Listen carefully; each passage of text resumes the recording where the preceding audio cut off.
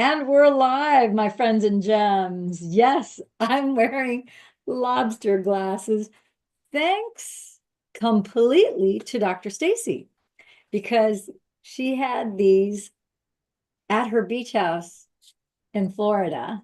And so I got to bring these home with me and I put it as a bookmark in here. And I thought, hey, you know what? This kind of goes hand in hand with the fact that David Schmidt does studies on lobsters because lobsters are one of those few animals that don't age and they can last for hundreds of years. And usually they die because they are taken over by a predator. They don't die because they fall apart from aging. And so he studies the different elements inside of lobsters. So now, because my body is not done yet with all the reparation that it needs in my eyes, I went from having two different pairs of glasses and, a magnifying sheet and a magnifying glass that I used to have to use after I got hit by a bus. Really struggled to be able to read because my eyes were having a hard time focusing.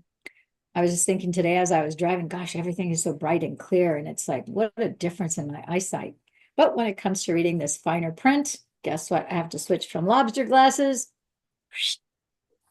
to real glasses so that I can read this fine print of the Mitochondriac Manifesto. Okay, so without further ado, we're going to read here about membranes are electromagnetic antenna. And we are starting on page 43.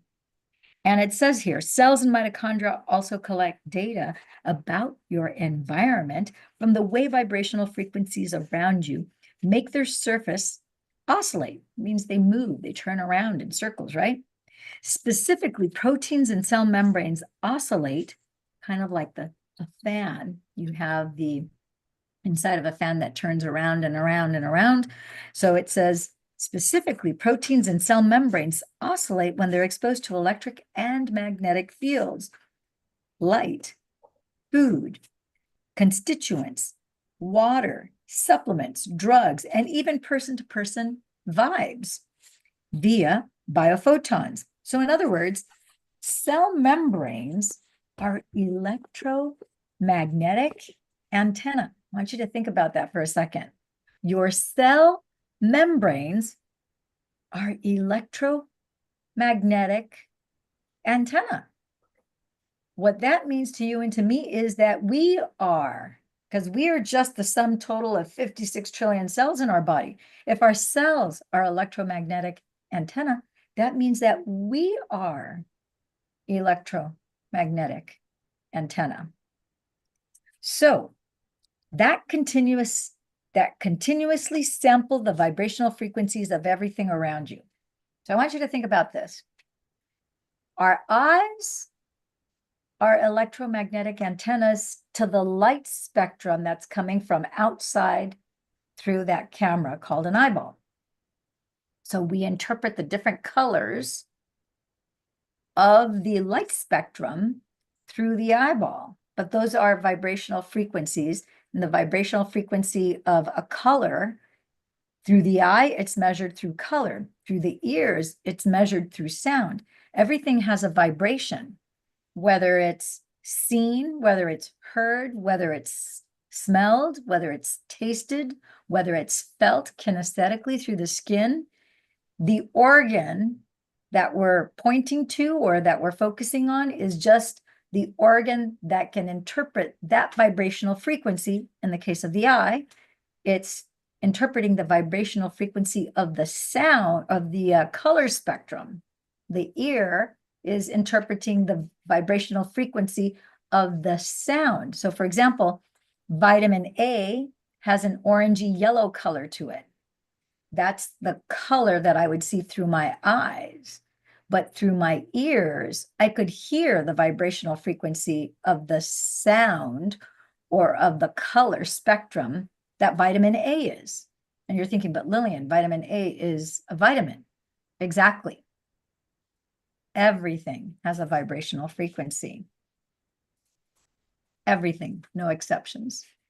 And our bodies are vibrational frequency interpreters of those frequencies that are vibrating through the universe.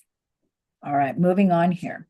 So it says here, for example, voltage-gated calcium channels. Whoa, sounds so official.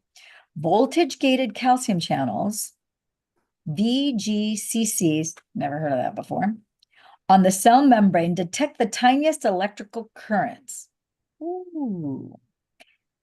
These cells then pass information like this back and forth to mitochondria inside of them. So together they can make the necessary adjustments to metabolism, seasonal cycles, and cell operation. Oscillation of intermitochondrial membrane. Respiratory complexes normally oscillate to 100 hertz. Many countries have electric power grids that operate at 50 hertz, which is the second harmonic of 100 hertz. That's a problem for the fat and proteins burning. Our tech devices then complicate mitochondria and cell function further with their alien frequencies.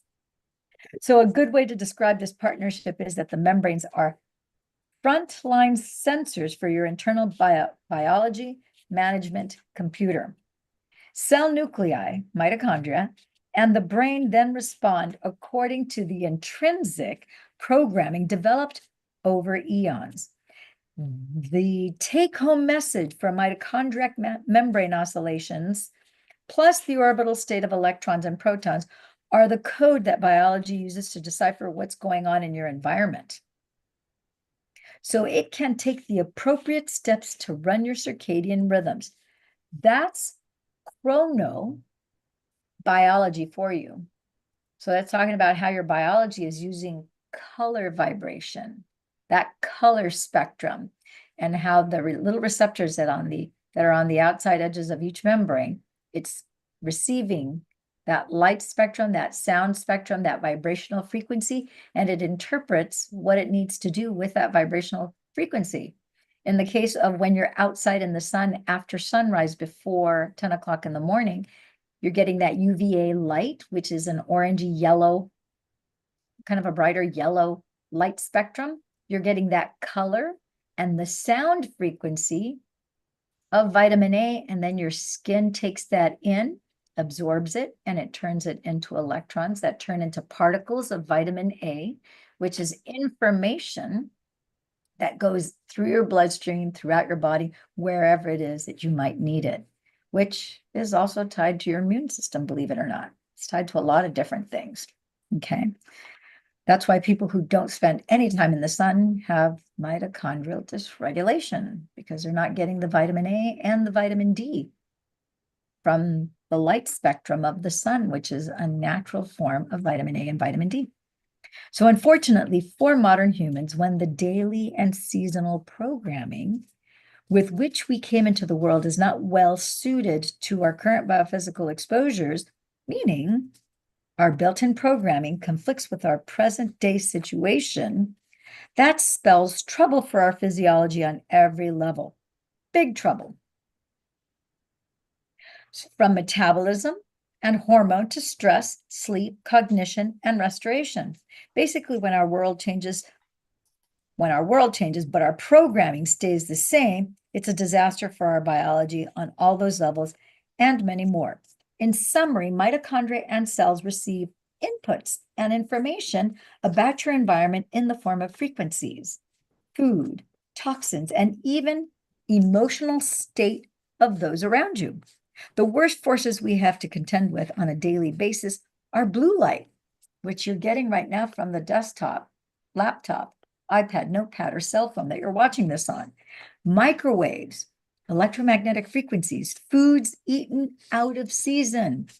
That's right. If you eat a strawberry in November, you would think that's not a big deal. It is a big deal. You're supposed to eat strawberries in March and April. At least in California, that's strawberry season here. We don't have naturally occurring and growing strawberries. The strawberry farmers don't have anything to provide us prior to March. It's March and April. Those are the 2 months where we have these big, juicy, gorgeous strawberries that are so sweet. Now, can we get strawberries year round? Yes, but they're out of season. Should we be eating strawberries year round? No, because our bodies are in cycles, just like we have winter, spring, summer, and fall. We have circadian rhythms that we need to respect and we need to honor. So it's not a good idea for you to spend $4 a strawberry in December to eat a strawberry. Yeah, you can afford it. Yes, you can import it from New Zealand and from other parts of the world, but it's not the best. It's not optimal. You know, as a one-off exception, it doesn't matter. But generally speaking, on a daily basis, you should be eating foods that are in season and are in sync with the circadian rhythms of the cycles of the earth from the geographic location from where you are located. Okay, that's the bottom of this particular page. When we come back, we will return and we will complete the balance of, there's just a paragraph, but we've got to sign off here because it's 7:30 and I have another appointment I got to run to. When we return, we will resume with chapter, can you believe it? We're already getting up to chapter 5. Isn't that cool?